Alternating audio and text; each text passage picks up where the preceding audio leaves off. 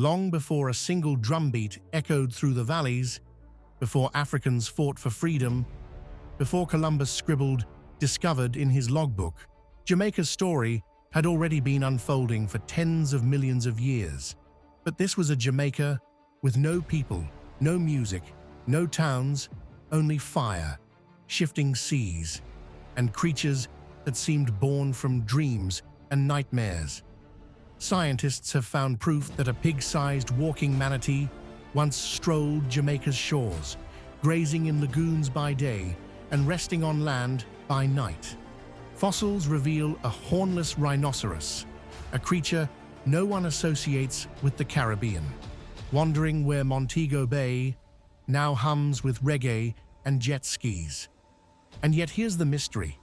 While other Caribbean islands teemed with people thousands of years ago, Jamaica stayed empty, completely untouched by human hands. Why? What made this island so different? The answer takes us on a journey far deeper than the history books go, into a Jamaica you have never imagined. Born of fire. The making of Jamaica. Jamaica was forged in violence.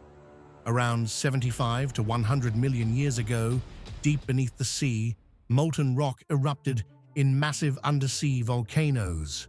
Over eons, fragments of land from faraway places drifted, collided, and locked together.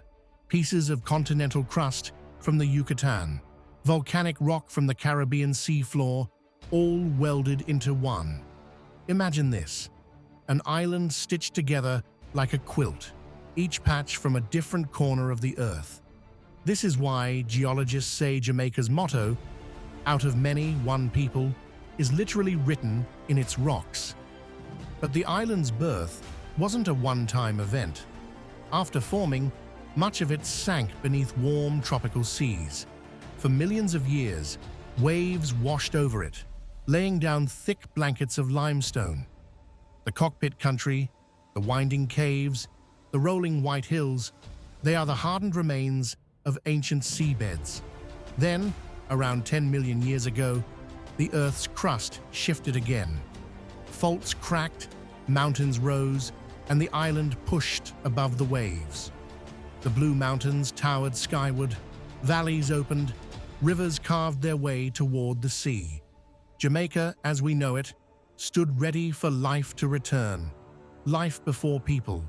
Jamaica's lost creatures. In those early days, Jamaica wasn't cut off by the deep ocean. A land bridge may have linked it to Central America, allowing animals to wander in.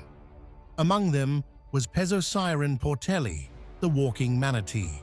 Picture a manatee with 4 sturdy legs, ambling along a shoreline, then slipping into shallow water to graze on seagrass.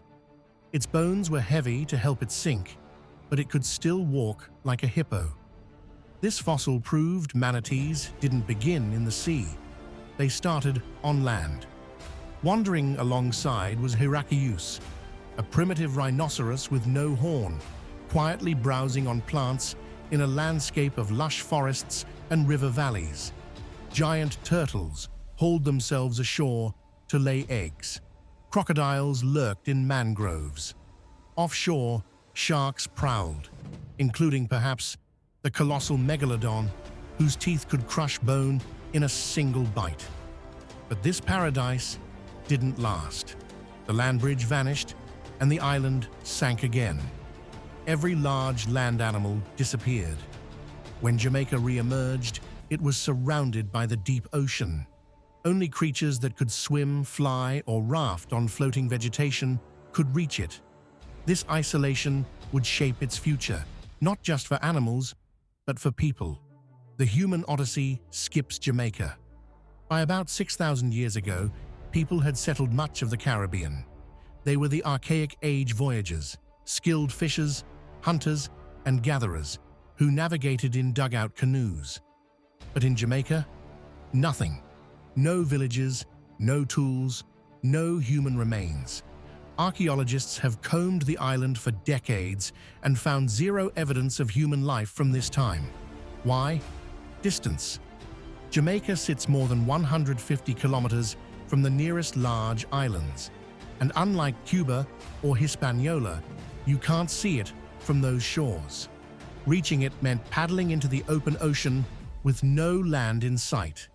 A journey that was risky, perhaps unthinkable, for the earliest islanders.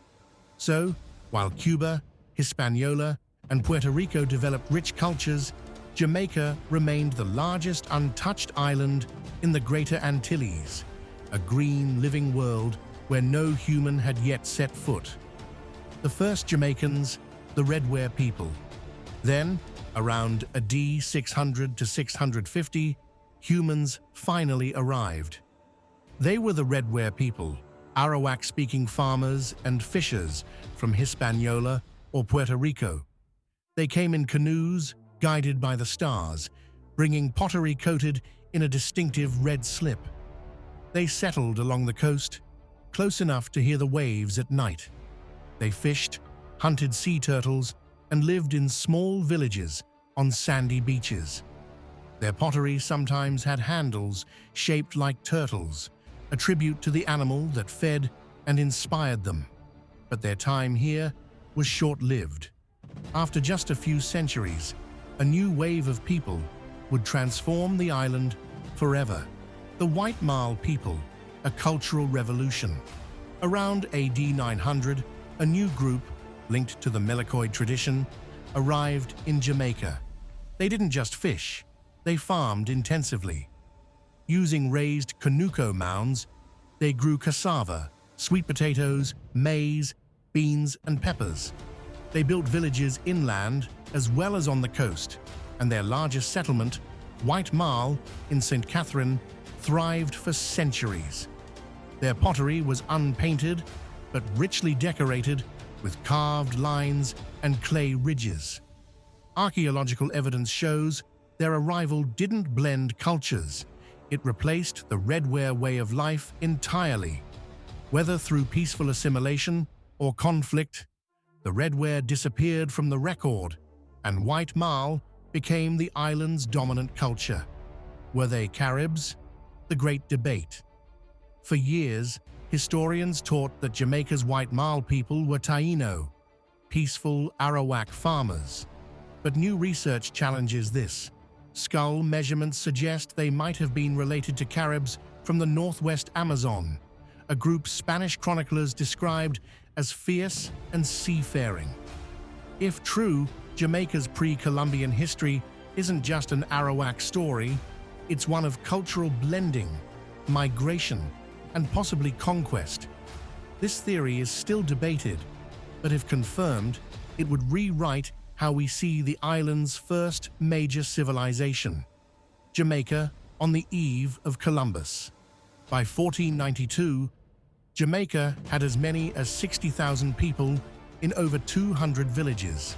They played ceremonial ball games called Beatty, worshipped gods and ancestral spirits through carved zimis, and managed farmland with centuries of skill.